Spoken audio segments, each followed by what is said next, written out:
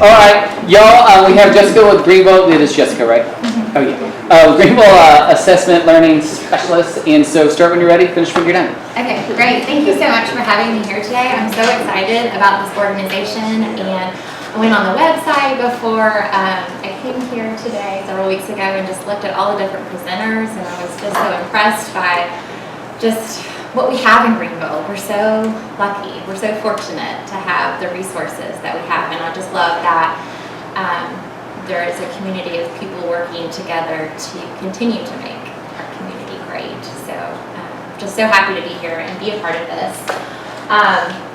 My name's Jessica Williams. I'm a licensed psychologist, and I'm a nationally certified school psychologist. And I have a company that is composed of doctoral level psychologists. We believe that assessment is an art and a science. And our goal is to integrate test data, behavior observations, clinical interviews, to arrive at a very thoughtful conclusion and recommendation plan for individuals.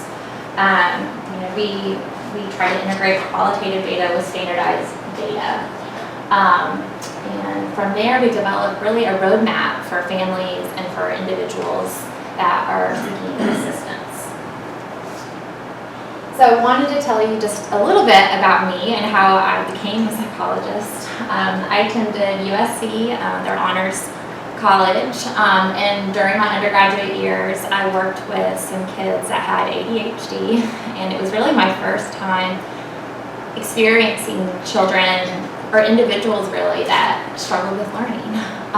Learning had always come very easy for me, and it was eye-opening for me to see that even though these kids are really trying, this is an area of weakness for them. And we had children diagnosed with ADHD, we had children diagnosed with autism spectrum disorder in the program, and I was involved with developing evidence-based approaches to help them succeed, and I just kind of became a passion for me. So I went on to stay in Columbia and did my graduate program there. I have a PhD in school psychology, and after I graduated, I came up to Greenville to do a postdoc at GHS in developmental behavioral pediatrics.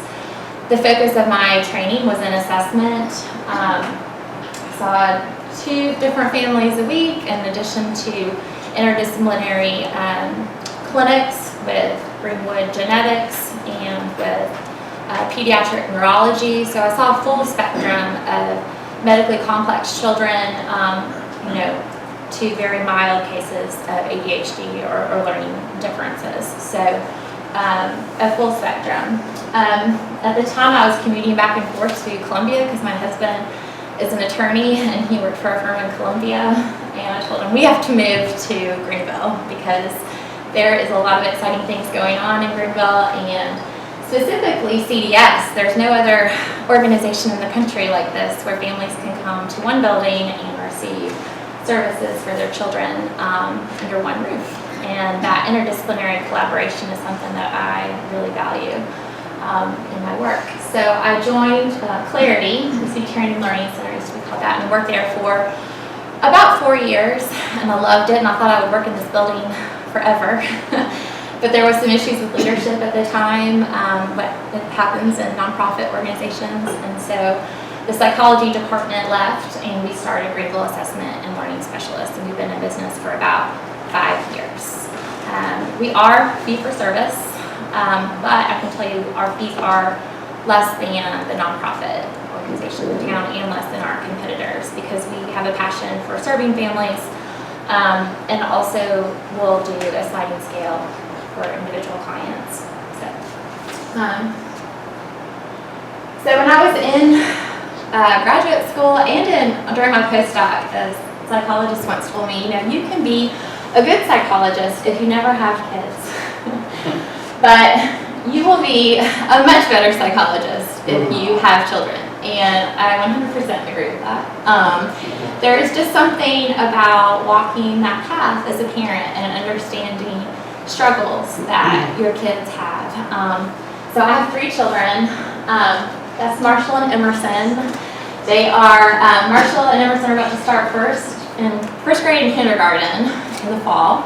They've been in preschool, and then a year ago, tomorrow, my youngest son is turning 1, and his name is Thomas, and Thomas has Williams syndrome.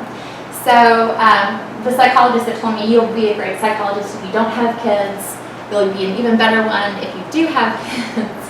Yes, 100%. He was like, you will be an even better psychologist if you have a child with a different ability, or if you have more significant struggles. And I'm only a year into this, but I 100% agree with that. I have learned so much in the last year. So much more than my graduate school training ever provided to me, and how I want to come across to parents and children, and how I want to deliver news. It's just been an amazing experience. Does anyone know what Williams syndrome is? Okay, we've got one person. Robin Blackwood wrote a wonderful piece about Sean Tuck in the latest newsletter, and Sean has Williams syndrome. May is actually Williams Syndrome Awareness Month, so I'm going to do a little plug for Williams Syndrome, and just how, as psychologists, we understand a pattern of strengths and weaknesses. As individuals, we all have strengths and weaknesses, but Williams Syndrome is kind of interesting and cool in terms of their cognitive strengths and weaknesses. I'm going to talk about that.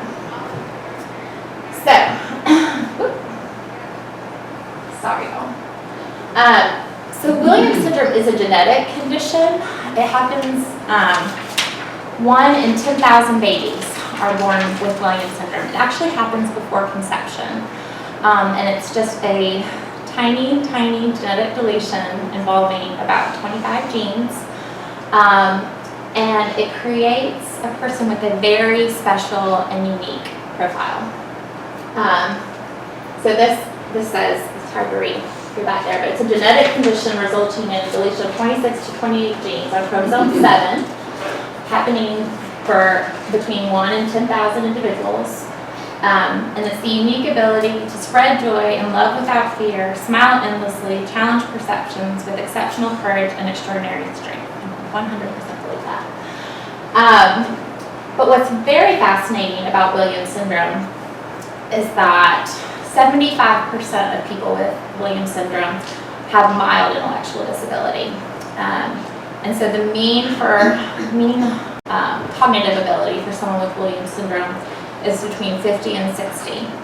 But that range includes between 40 and 100. And so 100 is average in the normal population.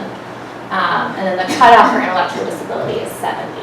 So I'm not going through that pretty quickly. But what I think is very fascinating is that people with Williams syndrome have incredible verbal abilities. So they are very skilled with their language skills. They're very social, they're very engaging, they're very outgoing.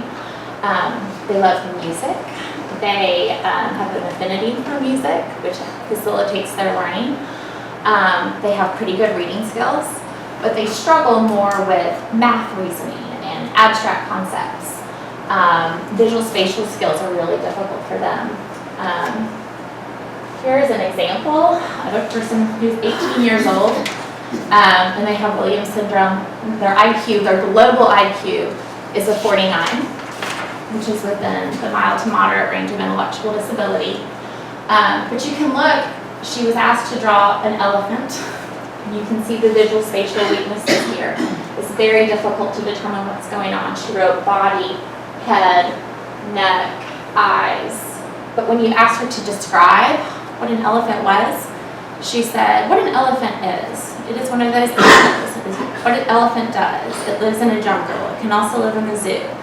What it has long gray ears, fan ears, ears that blow in the wind. It has a long trunk that can pick up grass or pick up hay. If they're in a bad mood, it can be terrible. If the elephant gets mad, it can stomp, it can charge like a bull. They have long, big tusks. They can damage a car. It would be dangerous. When they're in a pinch and when they're in a bad mood, it can be terrible. You don't want an elephant as a pet. You want a cat or a dog or a bird. So,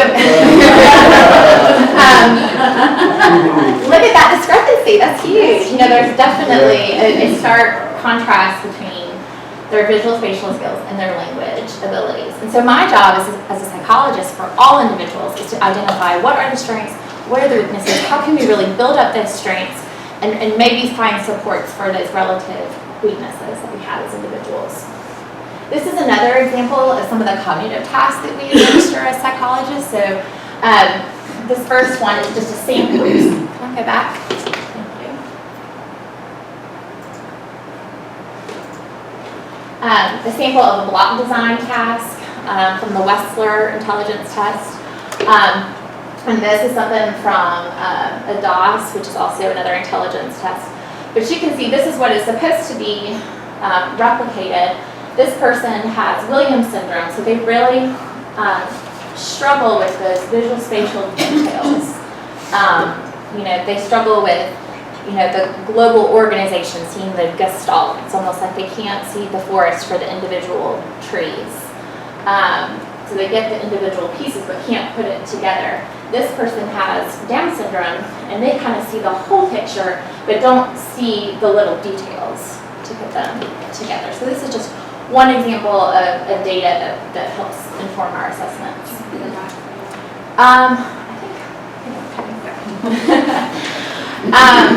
So who do we see and who would benefit from an assessment like this?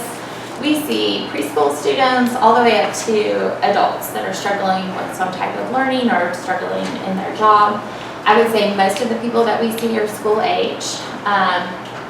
People that are struggling with learning, people that are struggling with test anxiety. Sometimes people come in and they think they know what's going on, and then we kind of enlighten them, like, well, actually, it's this. Sometimes adults will come in curious about possible ADHD, and it's actually something like depression. And so our job is really to kind of problem solve and then figure out how can we coordinate services for this individual so that they can really succeed and meet their potential.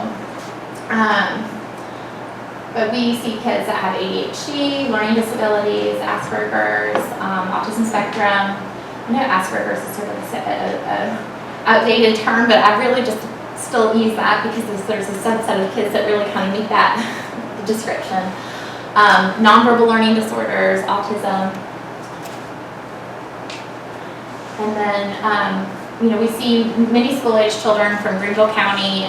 Just this week, I saw a child for an independent educational evaluation from Anderson County. The family was not happy with the assessment done through the school district, and so the school district paid for an assessment through our office, just as kind of a second opinion. We do that a lot with Greenville County.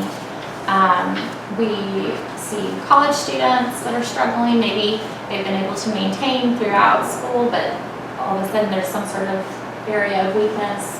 We have a relationship with the medical school in town. We see clients at Springbrook Behavioral Health. Does everybody know Springbrook? We do their cognitive assessments for their clients. We see Clemson and Furman athletes that are struggling with some aspect of learning or social emotional barrier to learning. So those are our clients.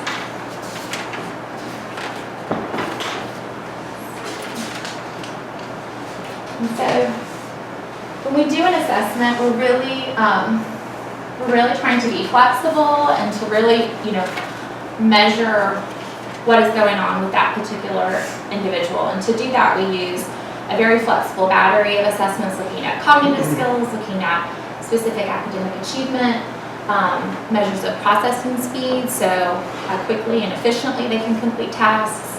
And we get lots of data from parents and from family, other family members, friends, to put together a comprehensive picture of that individual so that we can determine how best to support them moving forward. And that's really all I have. Y'all have questions? And then I have some superpowers of Williams syndrome during our questions. So, and that's really, I think that's really our goal, is to really highlight everybody's pattern of strengths, because we all have so many strengths, and then also, we are, looking potentially at diagnoses and addressing those, but also really helping that individual child and parent, really learn where they shine and in other areas where they might need some additional support to better function not only for that child, but also for the family as a whole. Yeah. So with college students, is it driven usually by struggles with academics is why they're coming to see you, or what all is that driven by with a college student that you would see? So sometimes it's academics. Sometimes academic difficulties can be symptomatic of things that are going on. So it can be something like anxiety or depression that's causing them to struggle with academics. Potentially, I worked with a medical student a couple of years ago he was from Chile, and he had a learning disability, and he was in medical school and had never been diagnosed. He had dyslexia. Wow. And he was just a really hard worker and was spending a long time digesting all of his coursework, much more so than the typical medical student, which they already are spending so much time studying and preparing for their courses. I would say if nothing has been identified yet, a lot of times it's an emotional difficulty, anxiety or depression, potentially ADHD. Okay. Is there any particular group of traits that caused you to believe that your son might have Williams syndrome, or is there any traits that are obvious that come through? Yes. So, oh gosh. So he was diagnosed about 8 weeks after he was born. But we knew something was wrong when I gave birth. So in the hospital, the medical team thought that there could be a genetic issue going on based on his physical characteristics. So just people with Williams syndrome have some very notable physical features. They have a wide smile, and they tend to have a smaller nose and a smaller chin. Now that I have been looking at people with Williams syndrome for the past year, I can identify them very easily. But a geneticist came to my hospital room the day after he was born and could not place what was going on. And so we did something called a microarray that looked at his entire genetic makeup, and they were able to determine that there was a very small deletion based on that. And so we were just waiting on those results. Does that answer your question? Yes, yes. So there's two ways to identify it, and one is through a microarray. The other one is through a fish, and the fish is administered if that's what the geneticist thinks is happening. If they think it's Williams syndrome, then they'll do that. If they don't know what's going on, but they potentially think there's a genetic condition, they'll do a microarray. Yes? What would you say is your biggest differentiator between using the example you just used for the Anderson County student, like coming and they weren't satisfied with the report and then coming to you guys? What does that look like as far as differences? When you're talking about the data that you're using, and I have been through some of that with my daughter, just wondering what the biggest differentiator is. Yeah, that's a really good question. I think Greenville County Schools does a really great job providing assessments, but like all of us, we're human and we make mistakes, and there are limited resources and limited time, and I've worked in settings like that where, and not Greenville County, but other settings, medical settings, where the demands are placed on you. It's very difficult to maybe be as thorough as you could be, and in this private practice setting, we have the luxury of seeing very few clients and spending a long time with them, and probably administering more cognitive tests, more academic tests than you would see in a public school setting. So we just are able to be more comprehensive. But that being said, I see wonderful reports and assessments, from a lot of various settings. In this particular case, there was concern about the validity of the data. There was a large discrepancy between this particular snapshot of his skills and a previous assessment, both done by the school district, and so the parent just wasn't trusting of the data, which I could understand. So it's not so much that we did a vastly different assessment, it's just another, if that makes sense. Any more questions for Jessica? All right, let's give her a big hand. Thank you. And Sean was featured in our last newsletter that went out, so if you didn't get a chance, go look at it. Awesome guy. He serves on Greenville Cannon's leadership team. And participates in recess and has been a very strong advocate for Greenville Cannon recess. He's gone through so many of these county end cards, I'm going to have to go back and print them. So he gives them out to everyone he knows. He's like, here you go. So anyway, y'all, thank you. We'll see you next month. And if you didn't sign in, and we'll go from there.